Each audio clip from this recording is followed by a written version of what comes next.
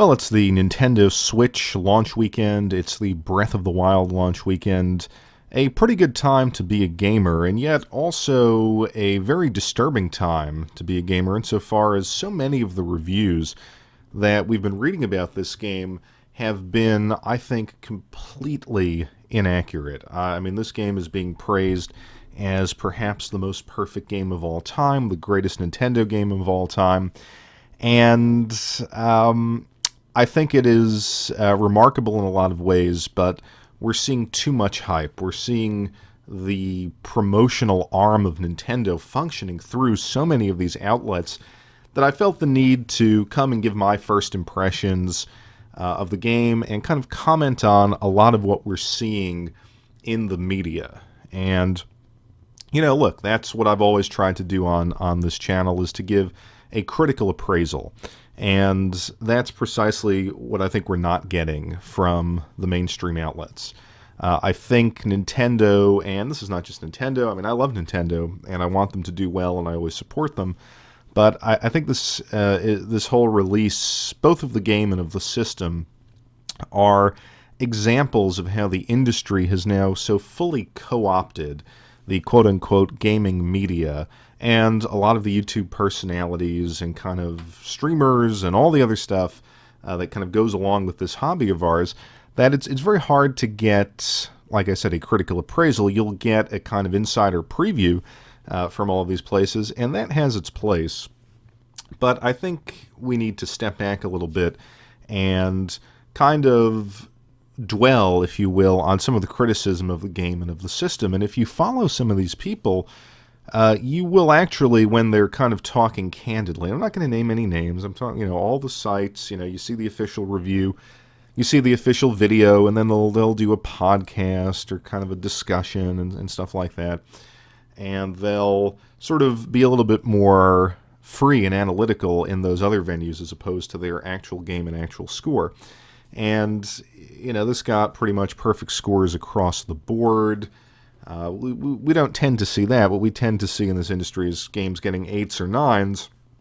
And then as you go through the review, you discover some really significant criticisms that you would have thought could influence the score. And I think I have not played more than, I think, 4.5, 5 hours of this game, so it's not a review, but it's the first impressions. And while I'm going to start off with the game and then move on to what I think is going on with the Switch,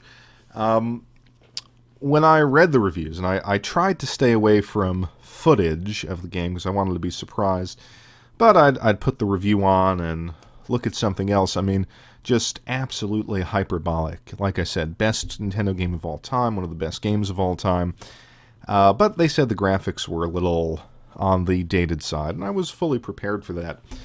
What I was not prepared for was, and I'm playing it on the Wii U, and so again, I was even more prepared for some issues on the Wii U. But what I didn't have in mind was just how slow and how clunky and how jagged the graphics are. I mean, there are some textures, there are some points in this game with slowdown where you think you're playing a PlayStation 2 game, and with some of the textures and how things are rendered and the pop-in, it doesn't feel like a modern game. And I think that's a major problem. How could a game be perfect, quote-unquote, if it is significantly, and I think objectively, below the technical standards of this era in gaming? And it doesn't take away from the beauty of the world. I don't want to say that. I mean, this world that they've created, I think, is an amazing step forward for the Zelda series. I think it's a necessary step forward. But the world itself is kind of gated by these technical issues. You want to explore it more fluidly. You want to see the world, as you think it was intended. And instead you get areas with lots of grass or water where, I mean, this game is chugging. And where I think it actually looks like a noticeable downgrade from some other Wii U games. Now, on the plus side, it doesn't have a lot of, it actually doesn't have any loading as you're sort of traversing the world. You'll go in and out of a dungeon or something, and then it will load, or you die, and then it'll sort of load up. But I mean, I think that is a technical achievement. But in this era where you're constantly trying to balance graphics and frame rate, and there is always a compromise. Whatever game you play, there's always a compromise between those two elements. I think what is shocking is that this game gets both of them wrong on the Wii U. It has a frame rate that maxes out at 30 and can't sustain 30, and it has a visual fidelity that feels about 10 years old. This is something that I think, as beautiful as the world is and as well designed as so many elements, again, in these first 4.5 to 5 hours that I've played, is as well designed as the game feels, it feels like you're being held back by these technical limitations. Another aspect of the game that I think is problematic is how the inventory management works. It's kind of clunky to jump into the menu. They have some quick selection icons, but, unequip this weapon, equip this weapon, drop this item because your inventory is too full. It just feels often unnecessary and almost like, I'm staring at this blank Wii U tablet screen. I have to imagine that before the advent of the Switch, there would have been some sleeker kind of inventory management system on the screen. I think Wind Waker did that, and I do have that game for the Wii U, but I have not played it since the day I got it. It wasn't my thing. So that's, I think, missing. The other element that kind of surprised me was this emphasis on crafting and cooking. Now, again, early in the game, it doesn't seem to be immediately necessary. I mean, there are some areas where it can help. And, I don't know exactly how, and perhaps people who have played through the game, if they even find this video, can comment, how necessary is that crafting and cooking going to be to beat the higher level bosses or to clear the game, because I have never enjoyed that mechanic. I think it's one of the Japanese mechanics that I really detest, and you see it in things like Monster Hunter and a lot of the RPGs. I know Minecraft plays into that as well. To me, I want to explore the world. I want to move through the world. I want to have an adventure. And I don't want to micromanage items and inventory and basically be hampered along the way by resource scarcity. It seems like many games today do this. They want to give you this resource problem. Now, our real lives are about resource scarcity for many of us, so to kind of see that crop up in so many games, I think, is irritating. Zelda, to me, all the Zelda games had this kind of perfect leveling up and progression system. You got the heart containers, you extended your life, you could get further into the game. You found better items in the various dungeons, and that made you more powerful. You didn't have to sort of go and pick this seed and this piece of meat and concoct things. I think, people like to do that. I get it. And that is an audience. I think what needed to happen was for them, and maybe it does later in the game, I don't know, but if this hasn't happened, it should, and that is, at some point you find something or someone or someplace where you can just sort of drop all of your loot and the items get crafted for you as you need them. I just find that at this point in my life, maybe if you're a kid and this is the only game you're going to play for a couple months, that's fine.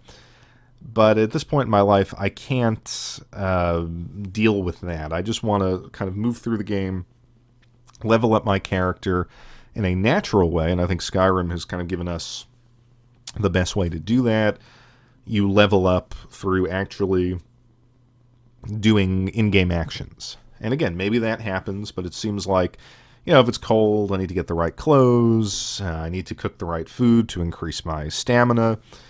So as beautiful as the world is in the initial playthrough, or at least in these initial stages, I should say, of the game, the traversal and the discovery is, I think, significantly hampered by this kind of micromanagement system.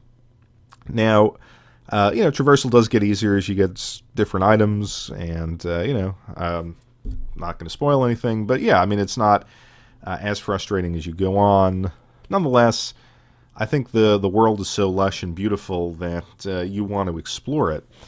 So you couple that mechanic of resource management with the technical limitations, and I fail to see how the game can be perfect. Now, what it does do is it leaves almost a nicer afterimage in your mind of what you did.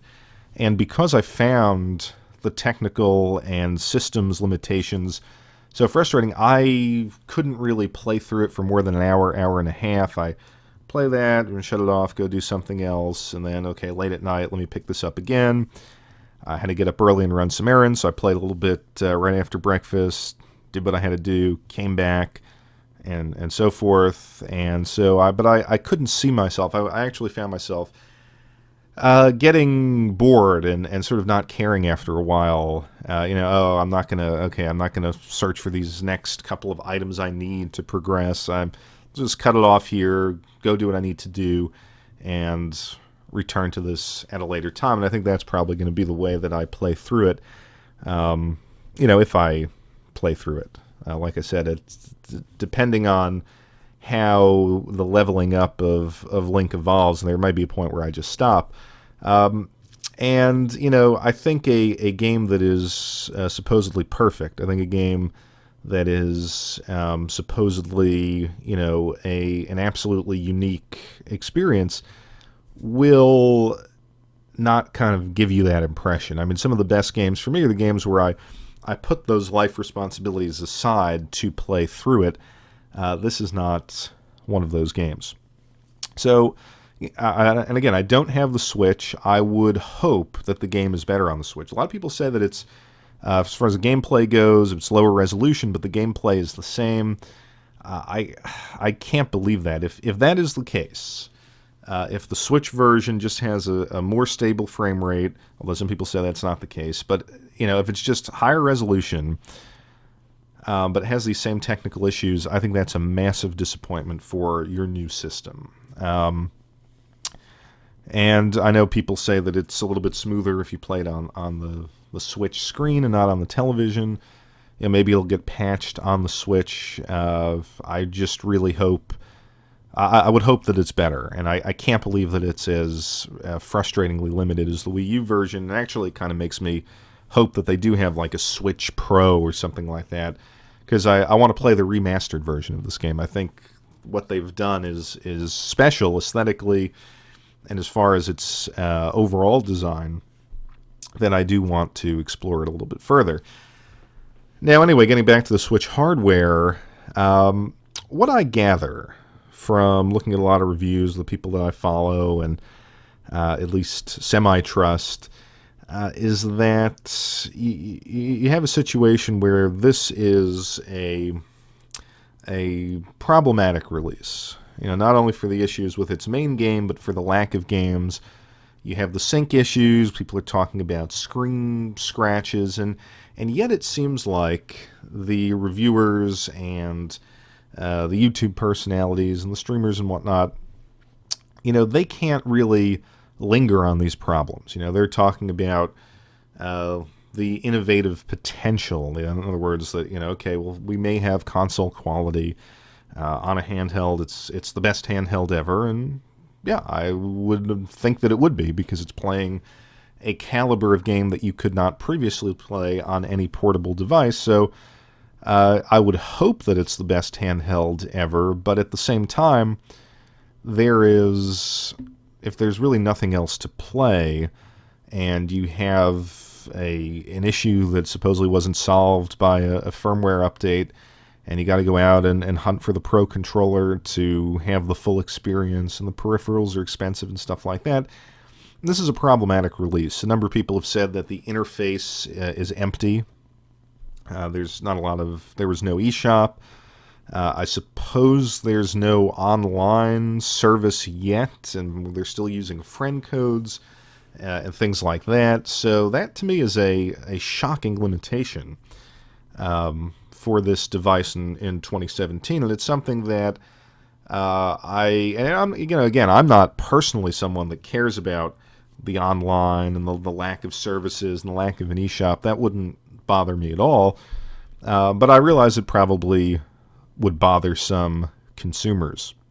And so I think that was sadly underemphasized in the official things that I read about the Twitch. Again, when you get these people on a podcast in kind of an informal situation, they will be critical of these elements. And again, the releases. I was watching some streams of other games. Bomberman at $60 to me looks no different than the Bomberman game, whatever it was, on the PlayStation 3. Which I played and enjoyed for a little bit, but I don't think that was $60. I want to say I paid $10 for that.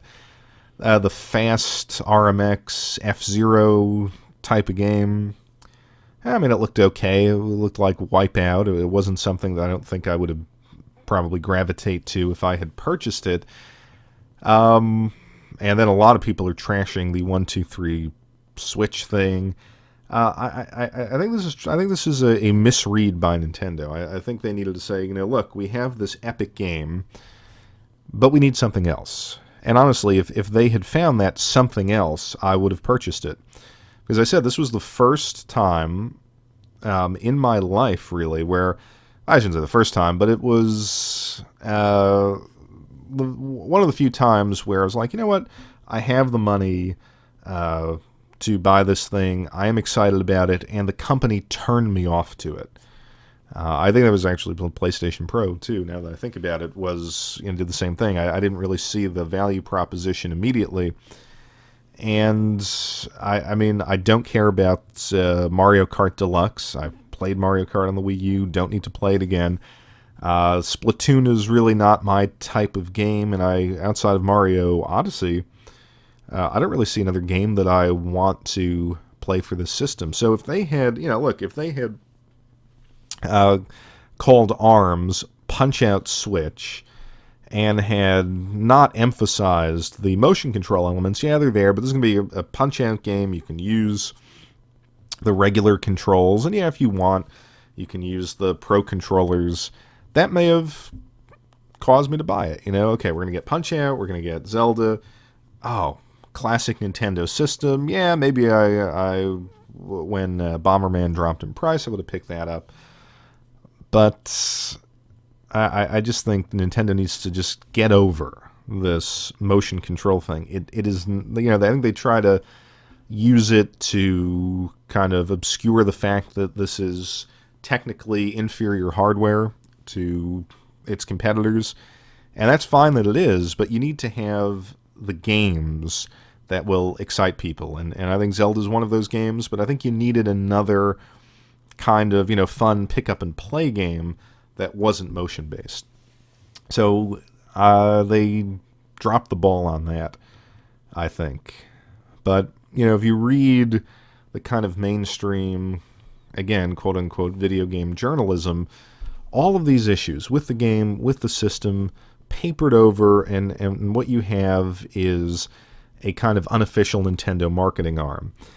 And on the one hand, I can't blame these people. I mean, if this is your job, if this is your career, then you know that you gotta get the new stuff first. You gotta get your stuff out there first, or your business will not succeed.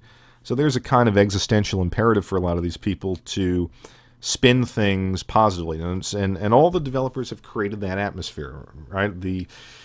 Your commodity, your advantage is time to market, time to upload. Get your stuff up there first. And they know that if this guy pisses us off, we're not going to send him the stuff. And it's an existential threat, an unspoken threat, but an existential threat for a lot of these people. If that happens to you for a number of big publishers, your career as a kind of independent freelancer on YouTube, or if you piss a number of publishers off and you work for one of the main outlets, as we've seen in the past, you're going to be out of a job. So I don't think we get a clear picture. We get we get third-party promotional spin.